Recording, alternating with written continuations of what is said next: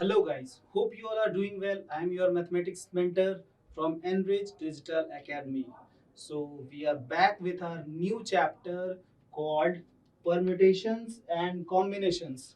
ये चैप्टर काफी ज्यादा इम्पोर्टेंस रखता है जेडबल मेंस और एडवांस के पॉइंट ऑफ व्यू से। रीजन बीइंग क्योंकि एक क्वेश्चन आता ही आता है। आप अगर इस चैप्टर पे थोड़ा सा अच्छा लेवल का कमांड कर लो तो प्रोबेबिलिटी में भी ये आपको हेल्प कर देता है। मतलब आप पीएनसी प्लस प्रोबेबिलिटी से 2 to 3 क्वेश्चंस एक्सपेक्ट कर सकते हो मेंस और एडवांस में। थोड़ा सा मतलब ये चैप्टर काफी अच्छा इसलिए है क्योंकि ये आपको काउंट करने के लिए सिखाता है। काउंटिंग हम लोग को अपने बच्चे से बचपन से आ रहा होता है, बट यहाँ पर क्या होगा ना, एक अलग तरीके से, थोड़ा सा एक स्मार्ट तरीके से और एकदम फास्टेस्ट वे में आपको मतलब काउंटिंग सिखाया जाएगा। ठीक है, तो इस चैप्टर को अपन प्रोसीड करते हैं। इस चैप्टर में मतलब आप देखो फंडामेंटल प्रिंसिपल ऑफ काउंटिंग, इसमें आपको क्या सिखाया जाएगा, काउंट सिखाया जाएगा। और काउंटिंग में ये क्या करता है, ये चैप्टर दो प्रिंसिपल फॉलो करता है। पहला एडिशन रूल।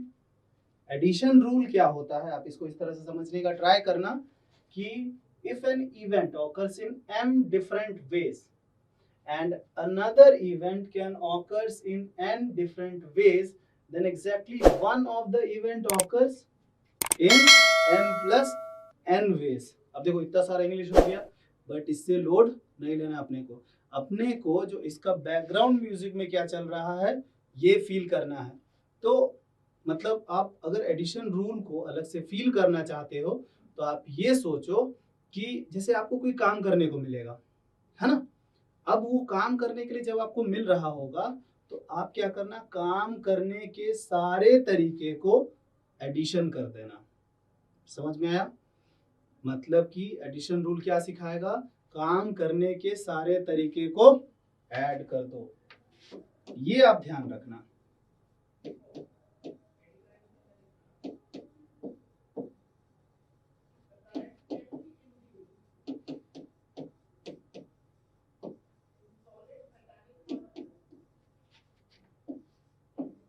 चलेगा, काम करने के सारे तरीके को आप ये लाइन ध्यान रखना।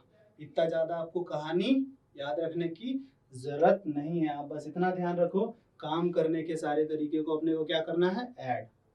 अब एक और रूल देखो, मल्टीप्लिकेशन रूल। इसमें थोड़ा सा इंग्लिश में बहुत डराने के लिए हम लोगों को बताया गया है। If an event in occurs in m different ways following which another event occurs in n different ways, then the total number of occurrence of the event given in order is m cross n ways। ये भी over हो रहा है तो आपको load नहीं लेना है।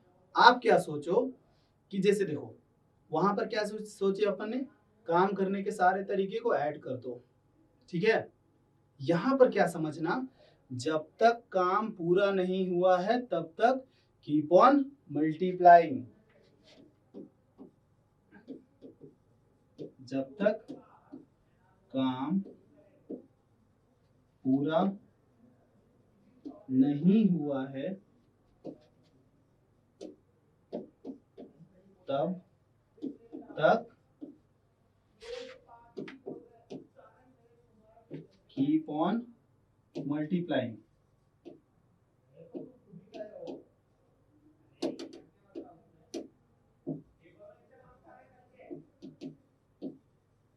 चलेगा, काम करने के सारे तरीके को क्या करना, अपने को ऐड, और जब तक काम पूरा नहीं हुआ है तब तक कीप ऑन मल्टीप्लाइंग। अब देखो इसको थोड़ा सा हम लोग फील करने के लिए देखो, जैसे इमेजिन करो कि हम लोग एक सिटी में है, इंदौर। चलेगा, इंदौर में है हम लोग को, मान लो मेरे को घर जाना है पटना, है ना, पटना जाना है। अब सोचो कि अगर इंदौर से अगर पटना जाना है तो मान लो कि अपने को वाया दिल्ली होते हुए जाना है।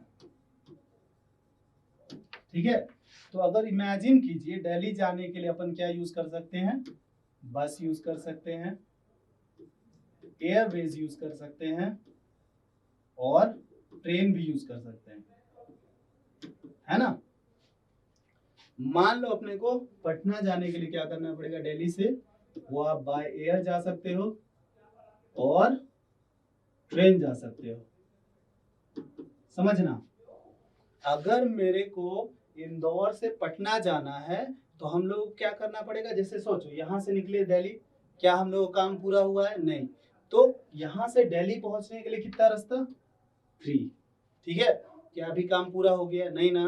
तो जब तक काम पूरा नहीं, अपना काम क्या था, अपना काम था इंदौर मतलब पहुंचना, अभी तक तो अपना पटना पहुंचे ही नहीं है। तो अभी जब तक काम पूरा नहीं हुआ तब तक कीप ऑन मल्टीप्लाइंग। अब देखो दिल्ली पहुंच गए, दिल्ली से पटना जाने के लिए कितना वेज, 2, तो कितना तरीका हो जाएगा, 6 वेज। समझ में आया, मतलब मल्टीप्लिकेशन रूल थोड़ा सा फील हुआ कि जब तक काम पूरा नहीं हुआ है तब तक कीप ऑन मल्टीप्लाइंग। अब देखो फील करना एडिशन को। मान लो तुम दिल्ली में हो और तुमको एक काम मिला है कि तुमको दिल्ली से बस निकलना है। तो दिल्ली से निकलना है तो देखो तुम दिल्ली से निकल के इंदौर आए, क्या अब काम पूरा हुआ, काम पूरा हो गया। क्यों, क्योंकि अब आप ये सोचो ना कि आपको दिल्ली से निकलना काम था, तो आप दिल्ली से अगर निकल करके इंदौर पहुंच गए तो आपको काम पूरा हो गया। तो ये काम पूरा हुआ, प्लस दिल्ली से निकल करके अपन पटना पहुंच गए 2, तो ये हो गया 5 वेज। समझ में आया, एडिशन और मल्टीप्लिकेशन थोड़ा सा फील हुआ होगा आपको। इसी दोनों को हम लोग थोड़ा सा और डिटेल में सीखते बढ़ेंगे अपन। अब जैसे देखो बाइजेक्शन रूल, बाइजेक्शन रूल क्या होता है, तुम तो ये सोचो कि बाइजेक्शन रूल का मतलब कि जैसे एक होता है टोटल नंबर ऑफ वेज, है ना। टोटल नंबर ऑफ वेज में तुम्हारा एक कोई फेवरेबल वेज होगा, है ना। टोटल नंबर ऑफ वेज में तुम्हारा कोई फेवरेबल वेज होगा और प्लस अनफेवरेबल वेज। तो फेवरेबल प्लस अनफेवरेबल वेज क्या हो जाता है, टोटल नंबर ऑफ वेज, यही हो जाता है बाइजेक्शन। टोटल वेज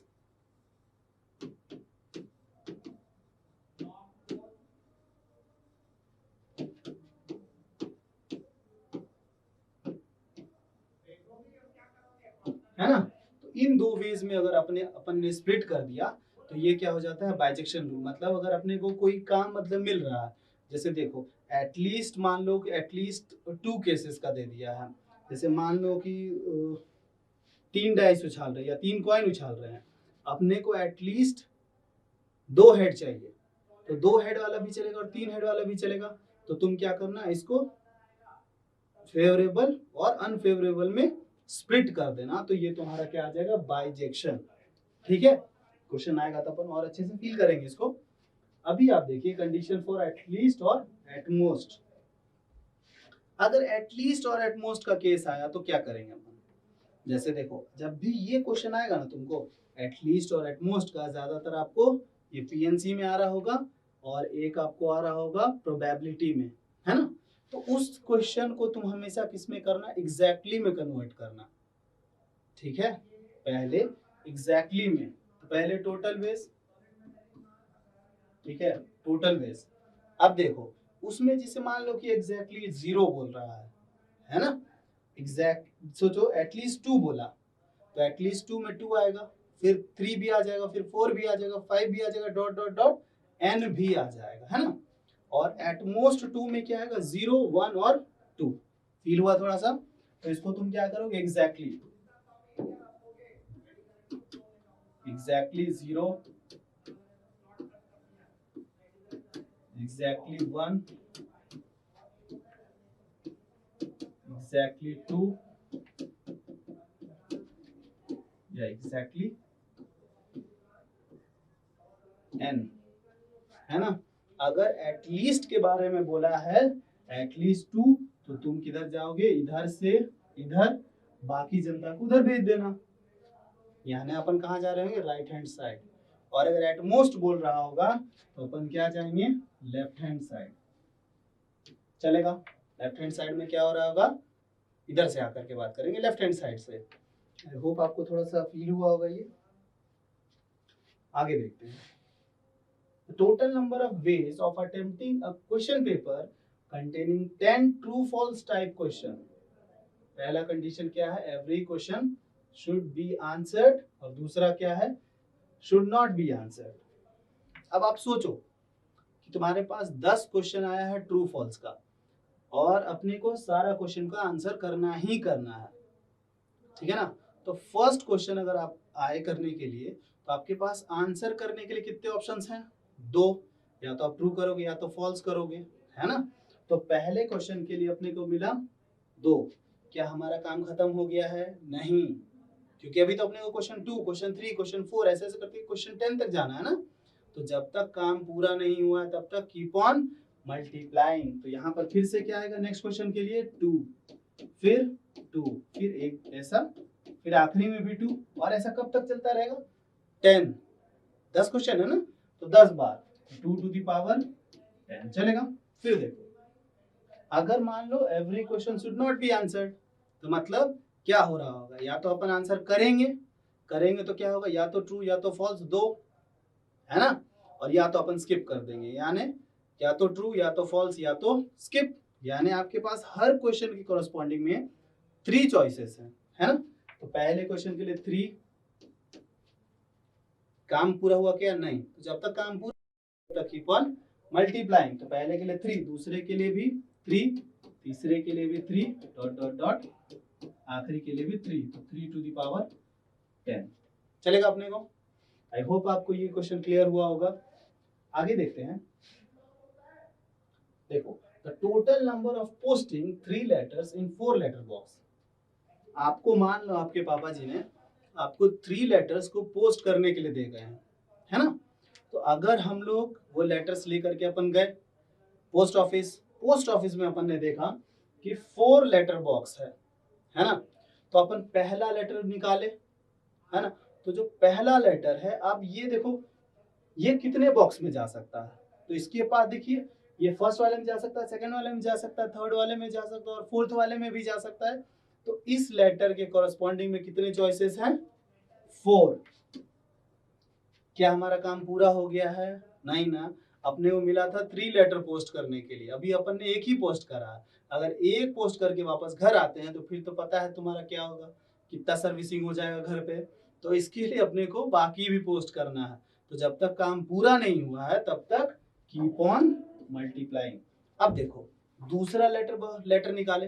अब देखो क्या ऐसा होगा क्या कि आपको जिस लेटर बॉक्स में डाल दिए वो आप मना करेगा मेरे में मत डालना? नहीं कर रहा ना, आप अभी भी किसी में भी डाल सकते हो। तो इसके कॉरस्पॉन्डिंग में भी 4 चॉइसेस हैं। फिर अभी भी काम पूरा नहीं हुआ, जब तक काम पूरा नहीं हुआ तब तक कीप ऑन मल्टीप्लाइंग। फिर से थर्ड वाला निकाले और थर्ड वाले के लिए भी 4 चॉइसेस हैं। तो ये रहा आपका आंसर, चलेगा। अब देखो, the total number of ways in which 6 person can sit on 6 or 3 chairs। अब ये देखो ये 2 क्वेश्चन है। अब जैसे देखो 6 चेयर के लिए बनाते हैं, 1 2 3 4 5 6, है ना। मान लो कि हमारे घर में 6 गेस्ट आते हैं और हमारे पास 6 चेयर्स हैं। तो अब सोचो ना कि फर्स्ट चेयर पे बैठने के लिए कितने लोग हैं? 6 लोग हैं। 6 लोग में से कोई ना कोई एक बैठेगा। तो फर्स्ट के लिए 6, क्या काम पूरा हुआ? नहीं ना। तो जब तक काम पूरा नहीं हुआ तब तक कीप ऑन मल्टीप्लाइंग, ठीक है। तो ये 6 हुआ। अब देखो एक जन बैठ चुका है, तो अब दूसरे चेयर के लिए कितने ऑप्शंस हैं?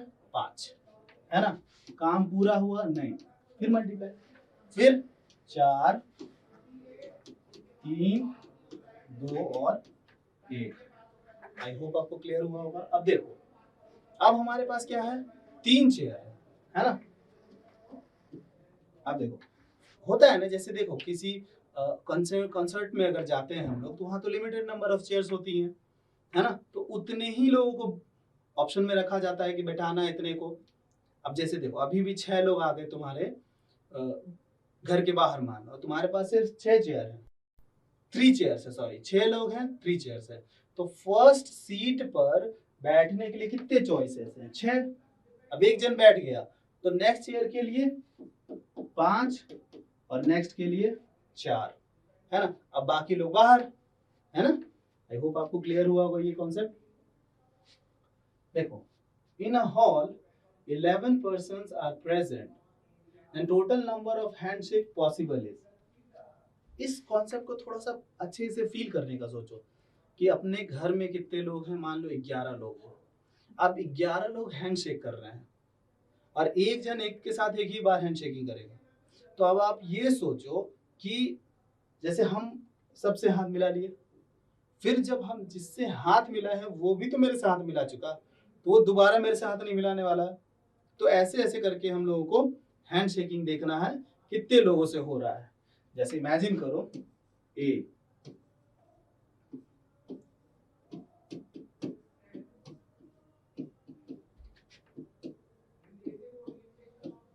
है ना, 11 था, के 11। अब देखो मान लो एक काउंट कर लेते हैं अपन हैंडशेकिंग कितना है। तो देखो ए बी से हैंडशेक करेगा, सी से, डी से, ई से, एफ, जी, एच, आई, जे, के। तो कितने लोग से मिला लिया ये हाथ, देखो 10, है ना। अब देखो ए का काम पूरा हाथ मिलाने का, तो काम पूरा हो गया तो एडिशन, सही है। अब देखो बी, बी वापस जाके पीछे जाकर तो हाथ नहीं मिलाने वाला है, अब बी आगे आगे जाएगा। तो बी देखो किससे हाथ मिला रहा होगा, सी से, डी से, ऐसा ऐसा करते हुए जाएगा ये, है ना। देखो एक बार, तो बी कितने लोगों से हैंडशेक कर रहा होगा, जितना ए किया उससे एक कम 9, फिर सी उससे एक कम,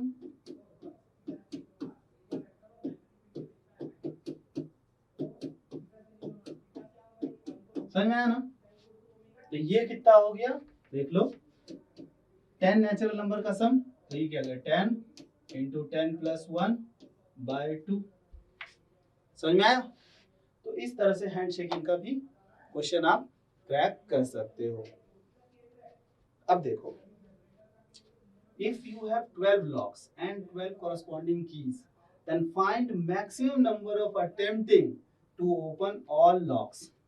अब इमेजिन कीजिए कि आपको एक बंच ऑफ कीज मिला है जिसमें 12 कीज हैं और आपके सामने 12 लॉक हैं, ठीक है ना। आपको मैक्सिमम अटेम्प्ट के लिए सोचना है। तो अब देखो इसमें दो केस बनेगा, या तो अपन लॉक खोलने के बाद उसको कीज को उसी में फंसा के छोड़ दें, या फिर से वापस ले लो और फिर से मजदूरी चालू। अब जैसे देखो पहले लॉक को ओपन करने गए अपन, तो हमको उसको मैक्सिमम अटेम्प्ट में खोलना है।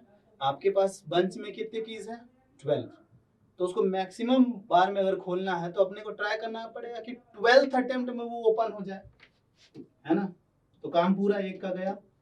फिर दूसरे में गए, अगर कीज हमारे पास ही है पूरा, तो दूसरे में भी 12 अटेम्प्ट लगेगा ना, ठीक है।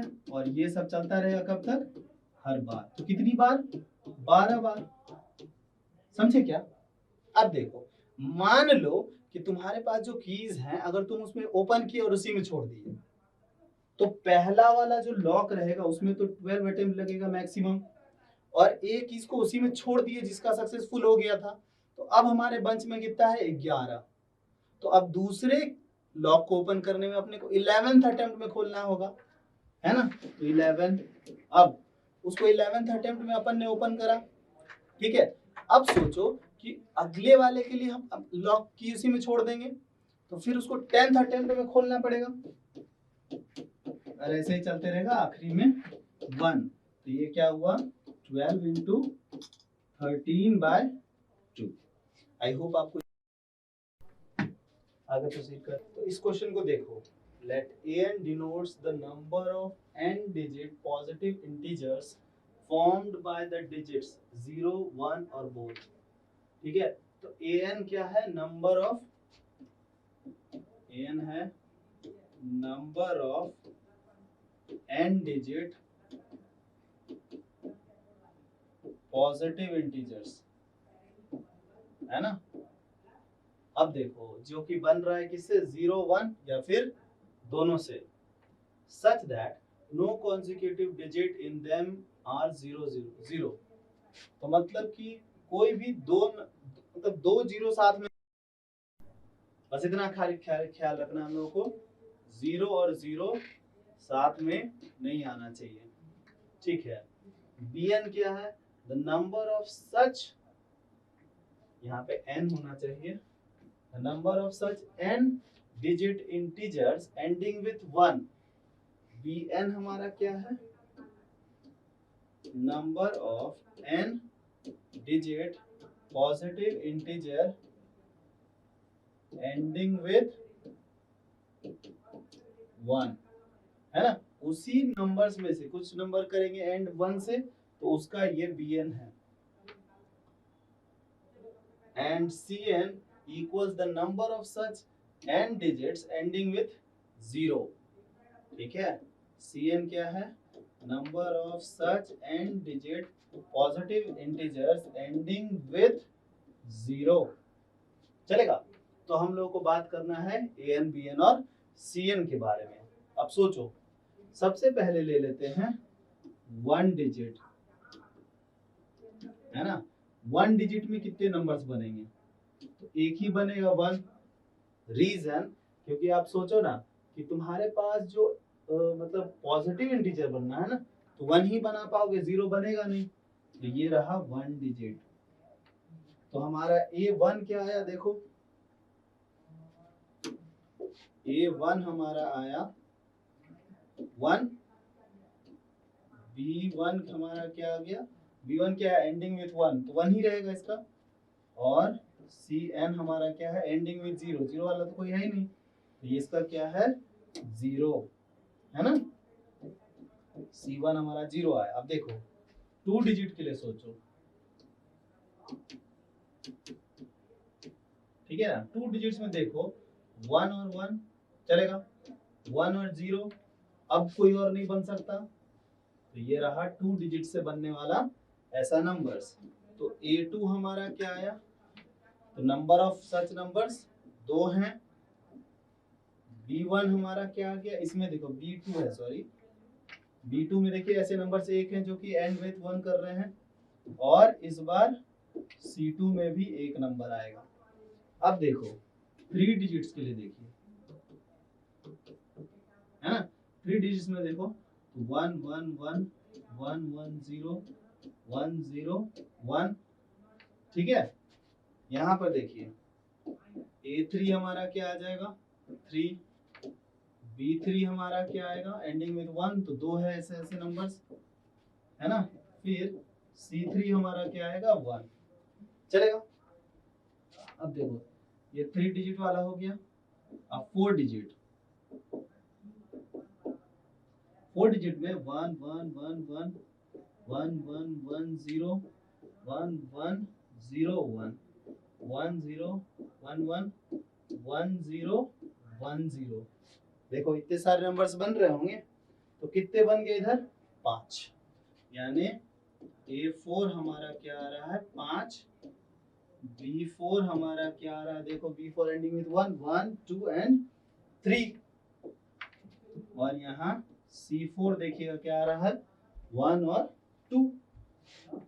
तो इसी तरह से तुमको ऐसे क्वेश्चंस को क्रैक करना है, ठीक है।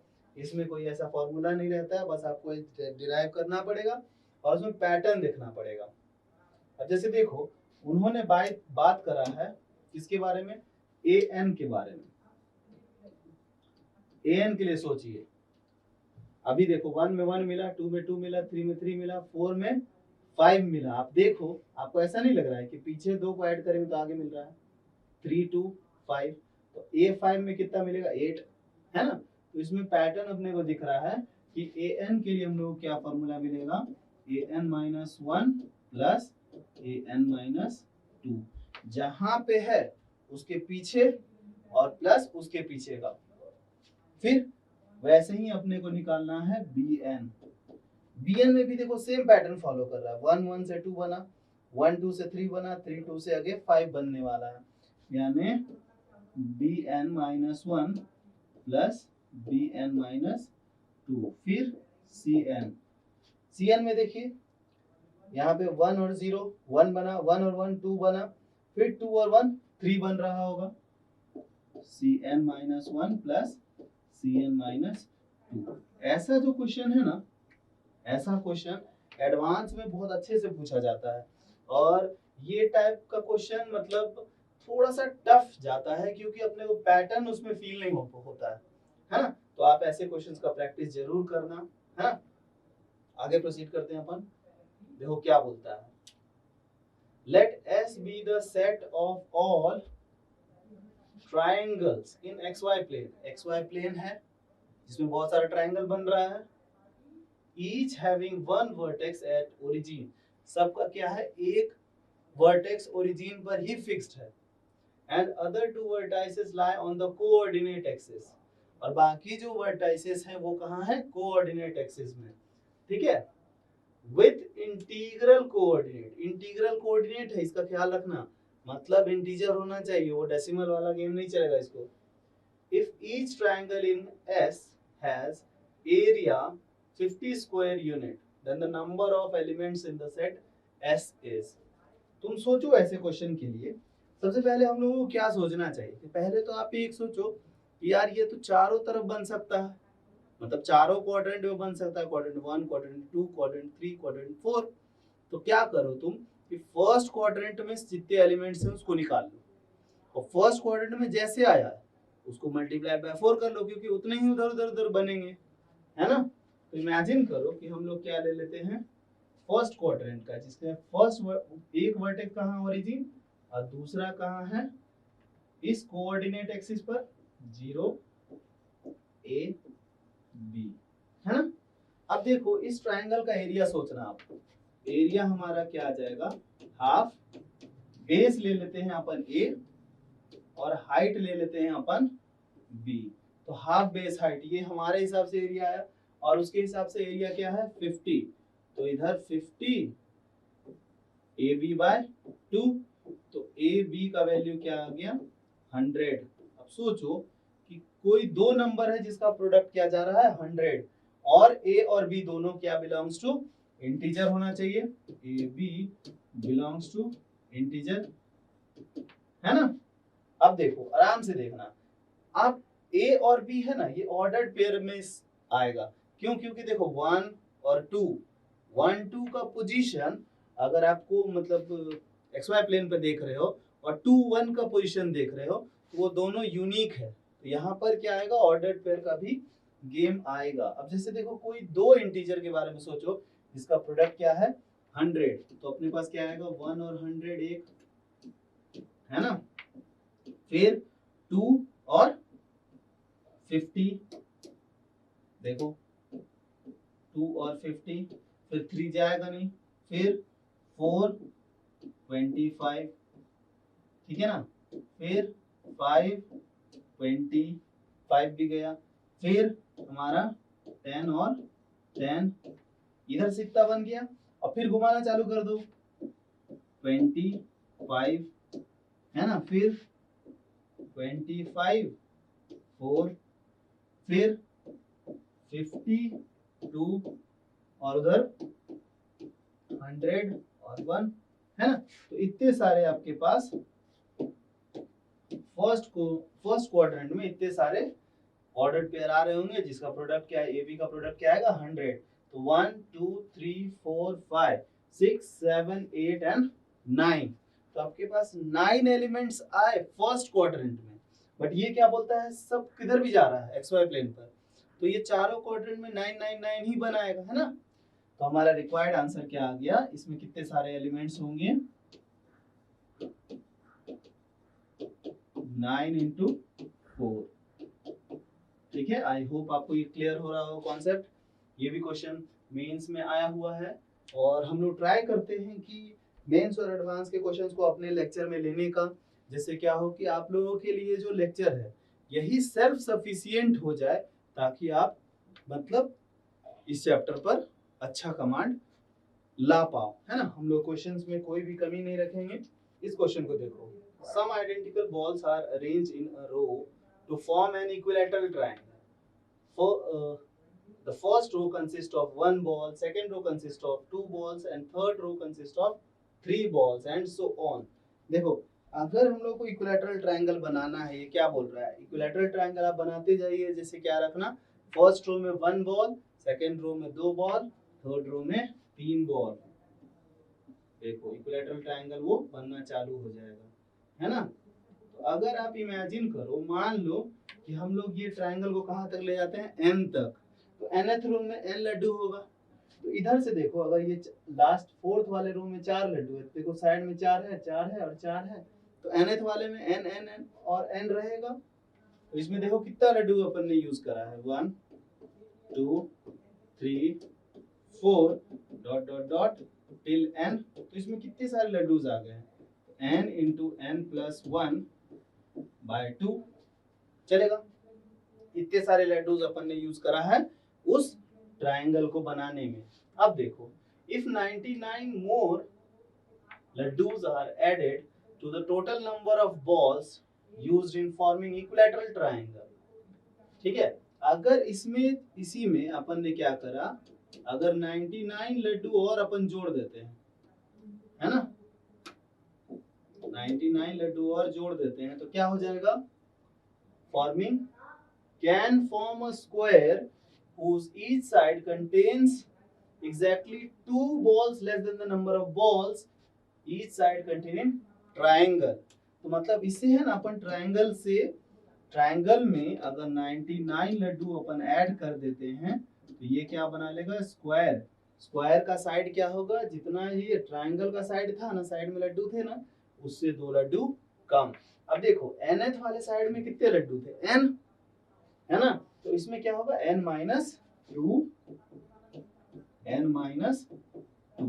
इसको देखो थोड़ा सा सिंप्लीफाई करते हैं अपन, तो ये n square plus n plus 8 9 by 2, इधर देखिए a माइनस b का होल स्क्वायर चलेगा ये, तो a square plus b square minus 2ab, है ना, n square plus n plus 198, ये क्या आ गया, 2n square plus 8 minus 8n। अब ये उधर गया तो क्या फंस गया, n स्क्वायर, ये उधर गया तो क्या फंसा, 9n, और ये उधर गया तो ये देखो माइनस में, वो प्लस में, ये क्या आ जाएगा, 190। अब इस वाले अपने को क्वाड्रेटिक इक्वेशन इन n में अपने को सॉल्व करना है, तो n हमारा देखो ये क्या आ गया, n square minus 19n plus 10n minus 190 equals 0। n common, n minus 19, इस बार 10 कॉमन, n माइनस 19 इक्वल्स 0। तो हमारे पास क्या आ गया, n minus 19 n plus 10 equals 0। n का वैल्यू देखो क्या मिला, 19 और माइनस में 10, तो नंबर ऑफ लड्डूज माइनस 10 में थोड़ी जाएगा, नंबर ऑफ लड्डूज क्या हो जाएंगे, n इक्वल्स 19। हमारा क्वेश्चन क्या है, find the number of balls in the triangle. तो इन द ट्रायंगल में कितने बॉल्स थे, इतने थे, देखो एक बार, है ना। तो यहाँ पर क्या आ जाएगा, यहाँ पर आ जाएगा 19 इंटू 20 बाई 2, तो 190। समझ में आया ना। ऐसे क्वेश्चन में थोड़ा सा मतलब ज्यादा कैलकुलेशन होता नहीं है, कैलकुलेशन आपका छोटा ही रहेगा, बट क्या होगा ना कि थोड़ा पेशेंस रख के सॉल्व करो, देखते रहो, तुम अपने कैलकुलेशन को थोड़ा साफ सुथरा बनाओ, गलती नहीं होगा। इस क्वेश्चन को देखो, let an objective paper have 10 questions MCQ, find the possible number of answer sequence, exactly one option is correct out of 4 choices, है ना। अभी आप देखिए, तुम्हारे पास 10 ऐसा क्वेश्चन अपन ने पहले भी बनाया है, तो ऐसे हमारे पास कितने क्वेश्चंस हैं, 10 क्वेश्चंस हैं MCQ का, है ना। Find the number of possible answer sequence, exactly 1 is correct out of 4 choices. तो पहले क्वेश्चन को सॉल्व करने के लिए, है ना, पहले क्वेश्चन को सॉल्व करने के लिए हमारे पास कितने चॉइसेस हैं, तो देखो कुछ भी चारों में से तो कुछ भी हो सकता है ना। फर्स्ट क्वेश्चन का आंसर करने के लिए हमारे पास 4 चॉइसेस है, सेकंड के लिए भी 4, थर्ड के लिए भी 4 एंड सो ऑन। तो ये कितनी बार 4 आते रहेगा, 10 बार, 4 इंटू 4 इंटू 4 इंटू 4, ये कितनी बार, 10 बार, है ना। तो ये क्या आ गया, 4 to the power 10। More than one option is correct, more than one option is correct. तो अब सोचो ना, कि हमारे पास more than one option is correct है, तो इसमें क्या होगा, एक बार इमेजिन कीजिएगा आप। जैसे अगर एक ऑप्शन करेक्ट है तो देखो ए बी सी डी, इन चारों में से कुछ भी हो सकता है। अगर दो ऑप्शन करेक्ट है तो A B A C A D, है ना। फिर देखो बी सी बी डी, है ना। फिर तुम्हारा सी डी, इतने सारे चॉइसेस आ गए। अब तीन ऑप्शन करेक्ट है मान लो, तो A B C A B D A C D, है ना। उसके बाद देखिए बी से स्टार्ट करते हैं, तो बी सी डी, इतने सारे आएंगे। और फिर चार ऑप्शन करेक्ट है, तो ए बी सी और डी। हमारे पास कितने आ गए, चार, चार आठ, दो 10, 10 4 14 और एक 15। यानी एक क्वेश्चन का आंसर करने के लिए जब मोर than one correct option correct है, तो एक क्वेश्चन करने के लिए हमारे पास कितने चॉइसेस है, 15।